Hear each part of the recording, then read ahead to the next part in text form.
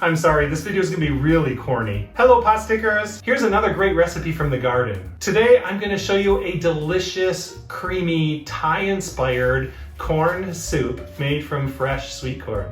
Like everything else in the garden, it seems like the produce all comes in at once. And I have been eating fresh sweet corn for quite some time, and this sweet corn is still coming in the garden. It's just about to the end, but I have enjoyed it for the last several weeks. Well, today I want to do something a little different with the corn than just eating corn on the cob. Now, I love corn on the cob. Yesterday I boiled a great big batch of corn on the cob, and I still have a whole bunch in the fridge. And so I thought I would do something a little bit different with it. And so I have the corn already cooked. It's been chilled in the fridge, and I just sliced it off of the cob. I thought a creamy curried corn soup would just hit the spot. Here are the fresh ingredients I'm using for this soup. Of course, corn is the star, and so I have 2 cups of corn that was boiled previously, and I had cut it off the cob. If you don't have fresh sweet corn, you can always use frozen corn. It should work just fine in this recipe. I think you can also do this with canned corn if that's all you have. I'm also using 1 medium-sized potato that I've diced up. This is going to give the soup even more creamy body when I blend it. I have half of a red onion that's chopped. This also came from my garden. 1 spicy jalapeno that's been seeded and sliced. My jalapenos from the garden have been really spicy this year, so I'm just using 1. If you have milder chilies that you bought from the store,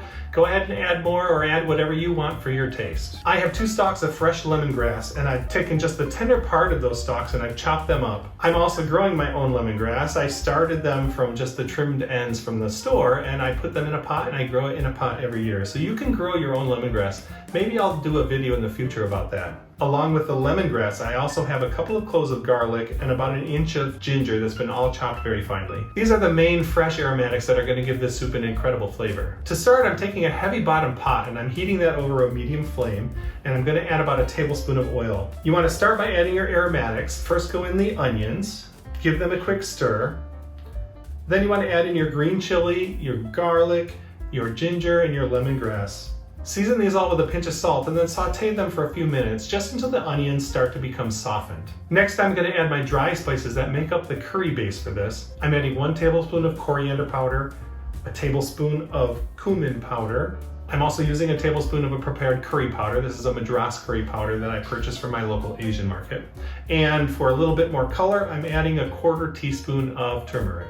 Stir this up with the vegetables and cook those spices until you start to really smell the aromas wafting out of that pot. Next, I'm throwing in my chopped potatoes. I'm adding into this about 3 cups of tomato water, just enough to cover the potatoes. This is the tomato water I told you about in my tomato passata recipe video, where we drain that tomato water off of the cooked tomatoes before we put them through a food mill to get the sauce. If you don't have tomato water, you can use any other kind of liquid that you need. You could use some vegetable stock, or you could just add plain water if that's all you have. I'm seasoning this with another pinch of salt. Finally, I'm going to add my corn. I'm going to cover this and simmer it for about 10 minutes. You want to cook this until the potatoes are fork tender. The exact timing of that will depend on how large you cut up your potatoes. If you cut them into big pieces, it'll take a little bit longer to cook. If you cut them small, they'll take a shorter time to cook through. Now, to really bring out the Thai flavors of this soup and make it extra creamy, I'm adding in 1 can of coconut milk. Stir this all together and then let that simmer together for another 5 to 10 minutes until all the flavors come together.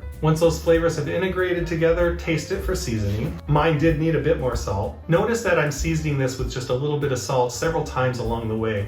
The saltiness of this dish changes as the different flavors get incorporated, and so you want to just season lightly and then taste it to make sure that you keep the seasoning at the right level. You don't want too much salt in the end.